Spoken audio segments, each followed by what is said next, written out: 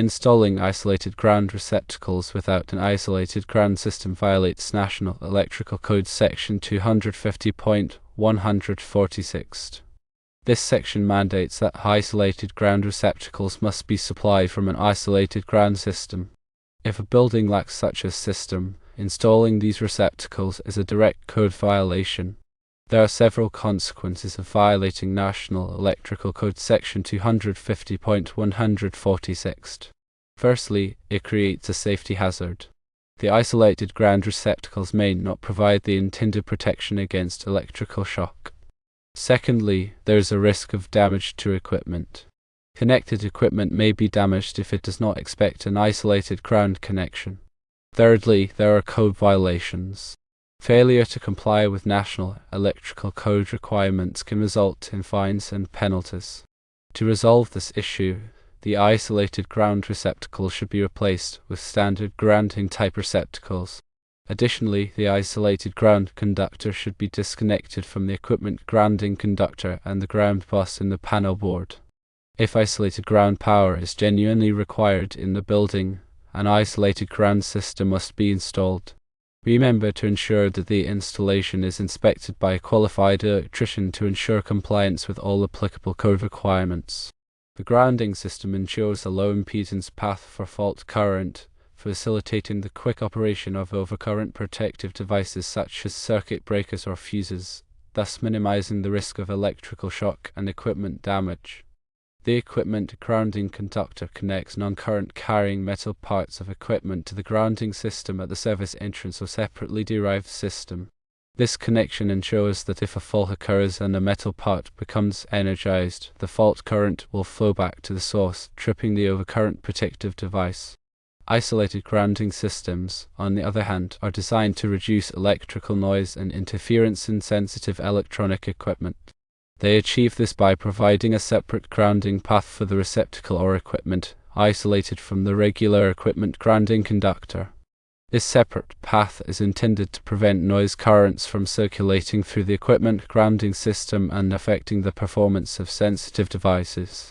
National Electrical Code Section 250.146 specifically addresses the use of isolated grounding receptacles. It states that where installed for a reduction of electrical noise, the grounding terminal of an isolated ground receptacle shall be connected to an insulated equipment grounding conductor run with the circuit conductors.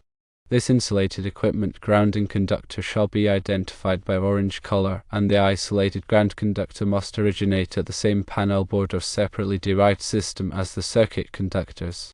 The isolated ground conductor shall terminate at the grounding bus of the panel board or separately derived system.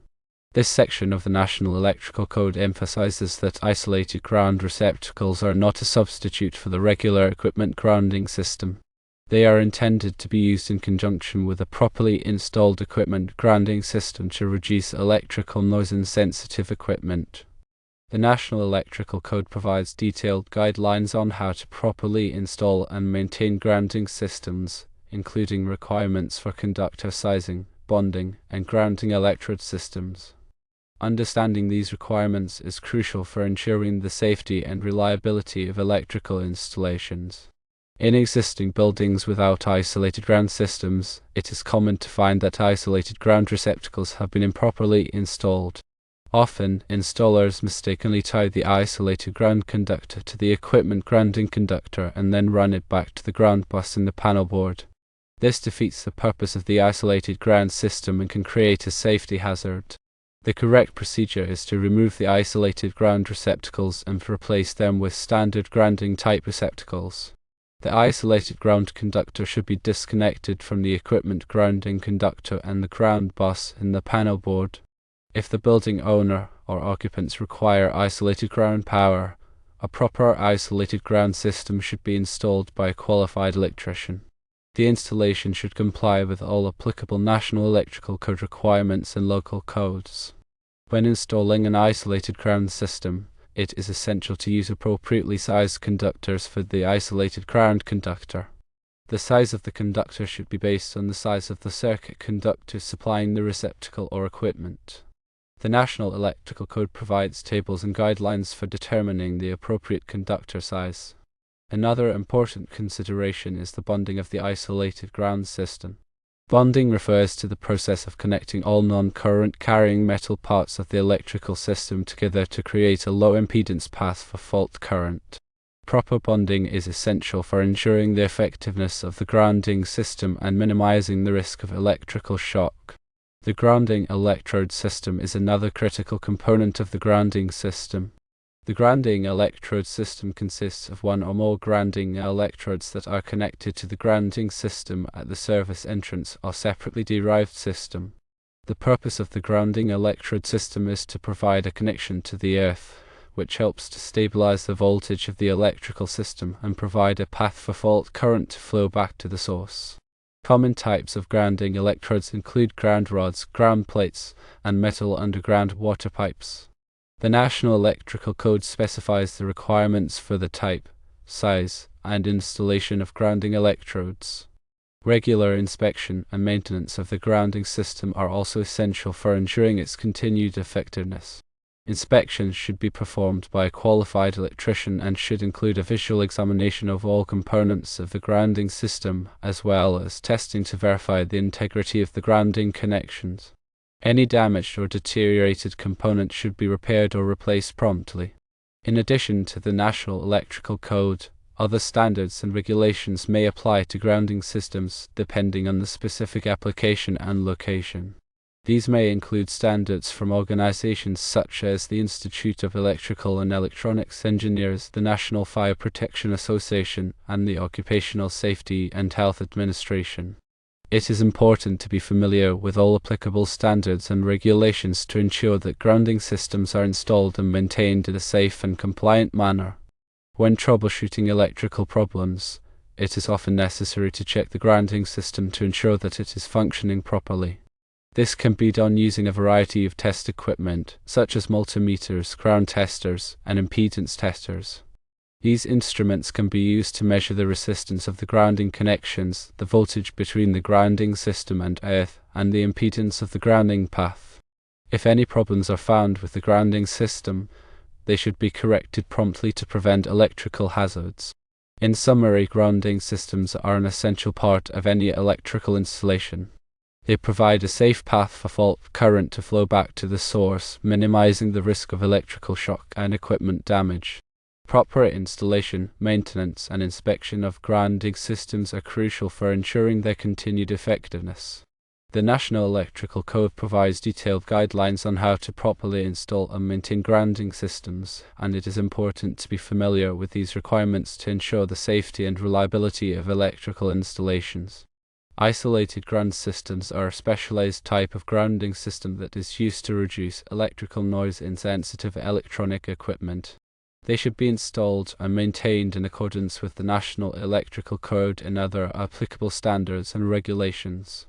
If isolated ground power is required, an isolated ground system must be installed and inspected by a qualified electrician to ensure compliance with code requirements.